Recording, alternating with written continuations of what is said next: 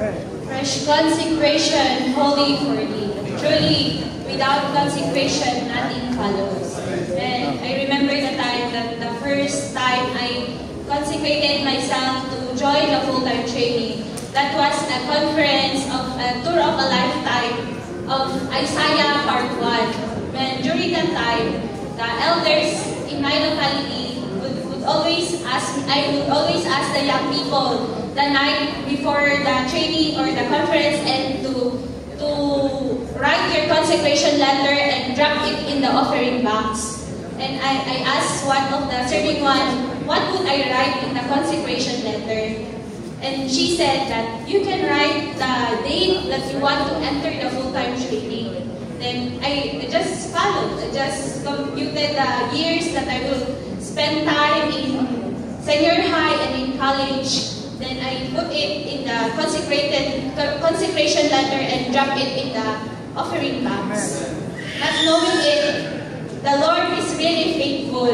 And because even when I put my consecration letter in the offering box, I was not that ideal church kid. I always not go to the meeting. There are times that I go to the meeting but once in a blue moon. But praise the Lord that He is really faithful. He is really faithful when we consecrate ourselves to the Lord. And kaya sa mga young people, kung meron kayong desire na mag-enter sa full-time training, magkaroon, sana yung Panginoon ay magpakita sa inyo para mag-consecrate nyo yung sarili sa Kanya. And yung pag-consecrate natin sa Panginoon, ito yung first step para siya ay makagawa sa atin.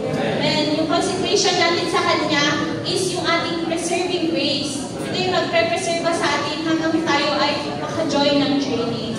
Nung nasa training na ako, joining the full-time training is not a small matter. It is a super choice.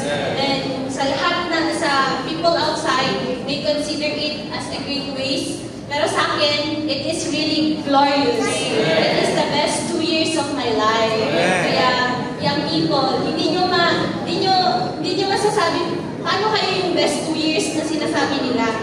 You can really, malalaman nyo ito kung naana kayo sa full-time training. Kaya, praise the Lord!